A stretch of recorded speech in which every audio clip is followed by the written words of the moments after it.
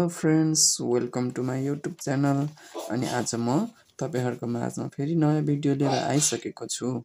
So साथीहरू, video सुरु गर्नुभन्दा पहिले च्यानलमा नयाँ हुनुहुन्छ भने च्यानललाई सब्सक्राइब गरिदिनु होला अनि एउटा लाइक पनि गरिदिनु होला र यो भिडियो तपाईँहरूको साथीहरूको माझमा पनि सेयर गरिदिनु होला।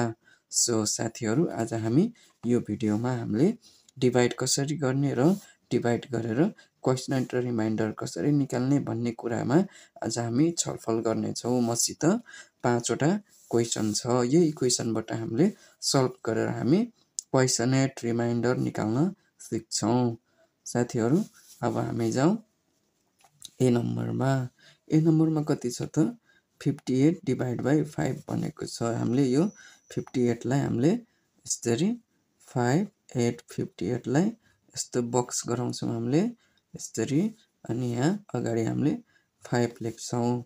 अब साथीहरू, हामीले यो बक्स त गराइसक्यौँ हैन। अब हामीले यो 5 ले 58 लाई कतिचोटिले गर्दा जान्छ त भनेर हामीले अब डिभाइड गर्छौँ। साथीहरू, 5 ले 58 लाई त जाँदैन, तर हामीले 5 11 जा 55 लेखेर हामीले यसरी यसलाई घटाउन सक्छौँ। साथीहरू, अब 8 माइनस 5 गर्दाखेरि 8 ले 8 मा 5 घटाउँदाखेरि 3 हुन्छ, अनि 5 मा 5 घटाउँदा 0 काटियो, केही पनि छैन। साथीहरू, अब हामीले यसबाट क्वेसन एन्ड रिमाइन्डर कसरी चिन्ने, कसरी पत्ता लगाउने, मैले क्वेसन एन्डलाई क्यू लेखिदिन्छु अनि रिमाइन्डरलाई आर लेखिदिन्छु। साथीहरू, अब हामीले क्वेसन एन्ड कुन हो त भनेर चिन्दाखेरि क्वेसन एन्ड जहिले पनि हाम्रो यहाँ साइडको माथिको साइडको हुन्छ र रिमाइन्डर जहिले पनि हाम्रो तलको हुन्छ है त साथीहरू। अब हामीले क्वेसन एन्डमा चाहिँ हामीले 1 1 11 लेख्छौँ र रिमाइन्डरमा हामीले 3 लेख्छौँ। साथीहरू, यो हिसाब निकै सजिलो छ। हजुरहरूले निकै सहज रूपमा यो हिसाबलाई हजुरले गर्न सक्नुहुन्छ। त्यसै गरी हामी अब बी नम्बरमा जानेछौँ। बी नम्बरमा के छ त 74 छ हैन।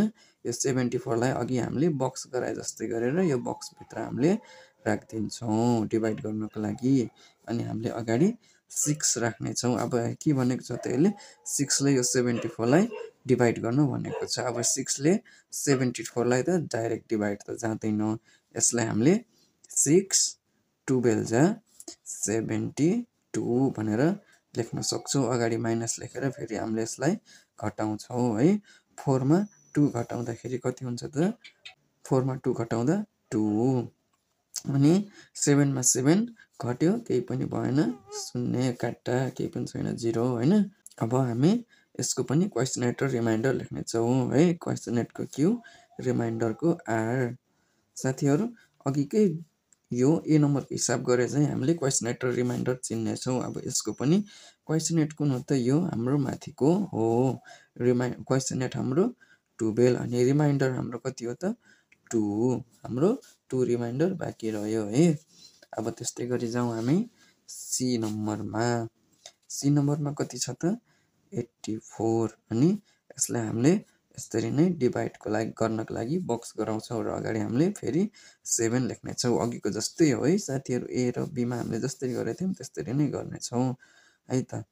अब हामीलाई 7 ले 84 लाई डिभाइड गर्न भनेको छ। अब यसलाई हामीले कसरी गर्छौँ त भन्दाखेरि हामीले 7 ले 84 लाई डाइरेक्ट हाम्रो डिभाइड जान्छ। सो अब हामीले यसलाई कतिले जान्दो रहेछ त 7 12 जा 84 भनेर हामीले डाइरेक्ट यसरी लेख्न सक्छौँ। सो अब 4 4 4 मा 4 घट्यो, छैन, 8 मा 8 घट्यो, छैन, यसको रिमाइन्डर 0 हुँदो रहेछ साथीहरू। फेरि हामीले क्वेसन एन्डको क्यू, रिमाइन्डरको आर लेख्नेछौँ। साथीहरू, हाम्रो क्वेसन एन्ड यसमा कति आयो 12, रिमाइन्डर कति आयो त छैन, काट्टा, केही पनि छैन भनेपछि हामीले 0 लेख्न पनि पाउँछौँ। साथीहरू, त्यस्तै गरी डी नम्बरमा जान्छौँ।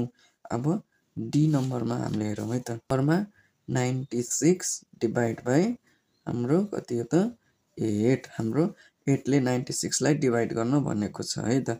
अब फेरि 8 ले 96 लाई जान्छ त जान्छ हैन। कतिले जान्छ त 8 12 जा 96 भनेर हामीले डाइरेक्ट यसरी पनि लेख्न सक्छौँ साथीहरू।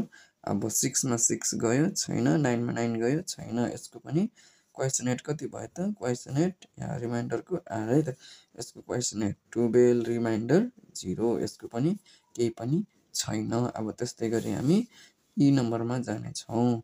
ई नम्बरमा हामीले के लेख्नेछौँ? सुरुमा 65 सबै एउटै प्रोसेसमा गर्नेछौँ साथीहरू, यो केही पनि गाह्रो छैन। फेरि हामीले डिभाइडको बक्स गर्छौँ अनि 4 लेख्छौँ है त। अब 4 ले 65 लाई कतिचोटि जाँदो रहेछ त? 4 ले 65 लाई त जाँदैन, तर हामीले 4 16 जा 64 भनेर चाहिँ लेख्न सक्छौँ अनि अगाडि माइनस लेख्छौँ। अब 5 मा 4 माइनस गर्दा 1, 6 मा 6 छैन 0 हैन। भनेपछि हाम्रो क्वेसनेट इक्वल टु 16 भनेर अनि रिमाइन्डर इक्वल टु 1 भनेर हामीले यसरी लेख्छौँ साथीहरू।